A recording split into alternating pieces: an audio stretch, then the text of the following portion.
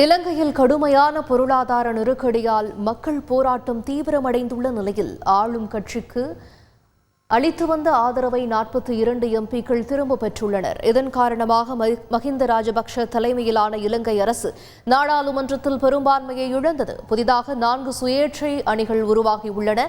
இதுகுறித்து செய்தியாளர் கிஷாந்தன் வழங்கிய கூடுதல் தகவல்கள் இவை. இலங்கையில் கடும் பொருளாதார நெருக்கடி காரணமாக உணவு, எரிபொருள் உள்ளிட்ட அத்தியாவசிய பொருட்களின் விலை வரலாறு காணாத உச்சத்தை எட்டியுள்ளது. நாடு முழுவதும் பொதுமக்களும் மாணவர்களும் தீவிர போராட்டம் நடத்தி வருகின்றனர். குறிப்பாக அதிபர் மாளிகையை மக்கள் முற்றுகையிட்டுள்ளதால் அசாதாரண சூழல் நிலவுகிறது.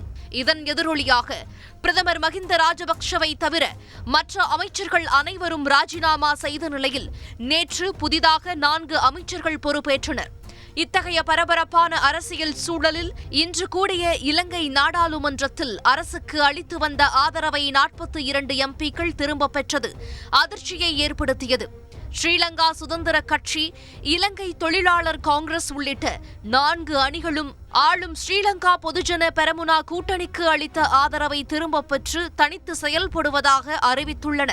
இதனால் 225 உறுப்பினர்களை கொண்ட இலங்கை நாடாளுமன்றத்தில் பெரும்பான்மைக்கு தேவையான 113 இடங்களில் 103 உறுப்பினர்கள் மட்டுமே ஆளும் கட்சிக்கு ஆதரவு தெரிவித்துள்ளதால் மஹிந்த ராஜபக்ஷ தலைமையிலான ஆளும் கட்சி பெரும்பான்மையை இழந்துள்ளது.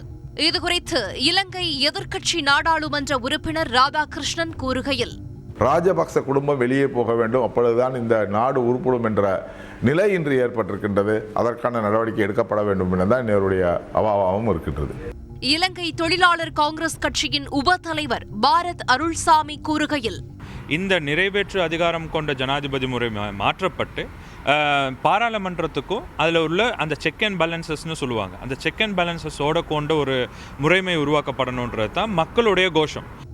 இதனிடையே புதிதாக பதவியேற்ற 4 அமைச்சர்களில் ஒருவரான நிதியமைச்சர் அலி ஷப்ரி இன்று பதவி விலகியுள்ளார்.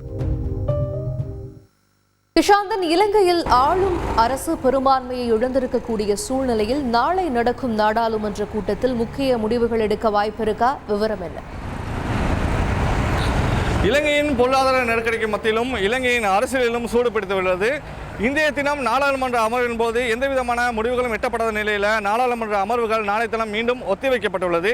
நாளை தினம் தான் எந்த விதமான முடிவுகள் எடுக்கப்படும் என எல்லாரும் எதிர்பார்ப்பு இருக்கின்றனர். அதேபோல் இலங்கை நாடு பூராகவும் பல போராட்டங்கள் இடம்பெற்று வருகின்றன. இலங்கை அரசியலமைப்பின் மாற்றங்கள் அமைக்கப்பட வேண்டும் என்பது இந்த மக்களினும் எதிர்க்கட்சியினரும் கூட்டணி கட்சியினரும் எதிர்பார்ப்பாக இருக்கின்றது. அபிநயா, நன்றி கிஷாந்தன்.